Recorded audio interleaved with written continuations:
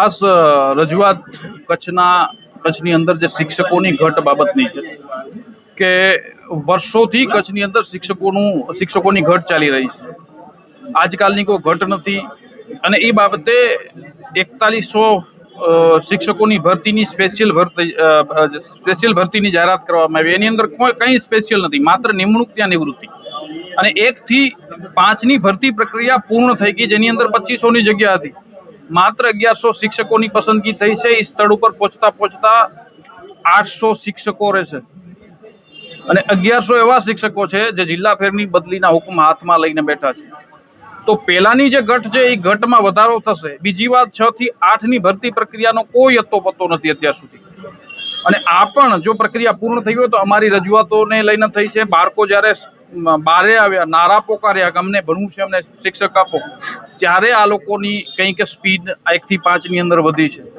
અને હાલની પરિસ્થિતિ એવી છે કે ગુજરાતની અંદર અત્યારે 21,000 શિક્ષકોની ઘટ છે. 15 વર્ષની અંદર સરકારે માત્ર 7,000 શિક્ષકોની ભરતી કરી છે. એટલે આપ વિચારી શકો છો કે શિક્ષણ બાબતે સરકાર કેટલી ગંભીર છે. બીજી વાત કે કચ્છ જિલ્લો છે, કચ્છ જિલ્લાની 40% જમીનની સંપત્તિ છે એ મોટા મોટા ઉદ્યોગપતિઓને વેચી રહી છે. જે બાબતે જો અત્યારે યોગ્ય નહીં કરવામાં આવે તો એ બાબતને લઈને પણ સરકાર શું કચ્છ માટે કરી રહી છે અને શું કચ્છને માત્ર લૂંટનો જિલ્લો સમજી રહી છે, એ બાબતે ગામે ગામ જાગૃતિ યાત્રા અમે કરશું. ગઈકાલે મોખા ટોલ મધ્યે ચક્કાજામનો કાર્યક્રમ હતો. ત્યારબાદ ધરપકડ થઈ અને અટકાયત કરવામાં આવી. ત્યારબાદ અમે પ્રાગપર ચોકડી આશાપુરાના મંદિરથી પગે ચાલીને કલેક્ટર કચેરી મધ્યે આવેદન આપ્યું છે. માંગ ખાસ કરીને કે કચ્છને કોઈ પણ પ્રકારે શિક્ષકોની ઘટનું નિવારણ કરો, શિક્ષકો પૂરા કરો અને કચ્છને લૂંટવાનું બંધ કરો. જે મોટા ભાગની જમીનો જે કચ્છના લોકોની સંપત્તિ છે એ ઉદ્યોગપતિને વેચી રહ્યા છો અને શિક્ષકો પણ નથી આપી રહ્યા. આ કચ્છને માત્ર લૂંટનો જિલ્લો ન સમજો. વાર્ષિક 1 લાખ કરોડ રૂપિયા રેવન્યુ કચ્છ આપે છે. ભારતનો એવો કોઈ જિલ્લો નહીં હોય જો આટલું રેવન્યુ આપતું હોય. તો કચ્છ માત્ર લૂંટવાનું સાધન નથી, એને કંઈક આપો વળતર રૂપે. એને શિક્ષકો ના આપી શકતા હો તો તમે આપશો શું બીજું? મારું નામ રૂપલ પ્રજાપતિ છે. હું ટેટ 1 પાસ ઉમેદવાર છું. ગઈકાલે અમે મોખા ટોલ નાકા ખાતે ચક્કાજામ કર્યો હતો.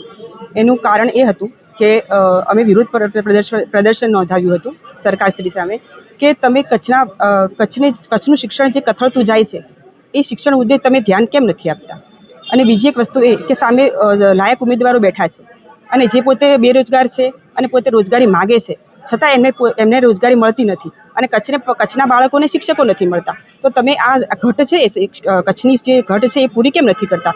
અત્યારની જે 21,000ની જગ્યાઓ ખાલી પડી છે અને માત્ર ને માત્ર 11 વર્ષની અંદર 7,000ની જ ભરતી કરવામાં આવી છે. તો આને આ વર્ષે જે બહુ મોટી ભરતીના નામે 5,000ની મોટી ભરતી આપી અને સ્પેશિયલ ભરતી જે આપી એના નામે તો ફક્ત ને ફક્ત વિશ્વાસઘાત થયો હોય એવું જ લાગી રહ્યું છે. કારણ કે કચ્છને તો માત્ર ને માત્ર 1100 શિક્ષકો જ પ્રાપ્ત થયા છે અને બીજા શિક્ષકોની તો ઘટ જ છે અને સામે બીજા શિક્ષકો તો બદલીનો ઓર્ડર લઈને બેઠા છે. જ્યારે આ શિક્ષકો આવશે ત્યારે બીજા શિક્ષકો તો પોતાનો ઓર્ડર લઈને બીજી જગ્યાએ જતા રહેશે. માટે કચ્છ ફરીથી ખાલી થઈ જશે. તો કચ્છના બાળકોનું શિક્ષણનું ભવિષ્ય બગડશે.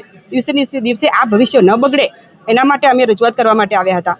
અને જ્યાં સુધી અમારી માંગ પૂરી કરવામાં નહીં આવે ત્યાં સુધી અમારું વિરોધ પ્રદર્શન ચાલુ રહેશે અને અમે આંદોલનના માર્ગે અમે આગળ વધતા રહીશું. ગઈકાલે મુન્દ્રા ટોલ નાકા ખાતે અમે ચક્કાજામ કર્યો હતો અને ત્યાંથી અમે પછી પદયાત્રા કરી અને કેળા ખાતે આવ્યા. ત્યાં અમે રાતવાસો કર્યો અને પછી ત્યાંથી અમે ભુજ અત્યારે કલેક્ટરશ્રીને આવેદન આપવા માટે આવ્યા છીએ.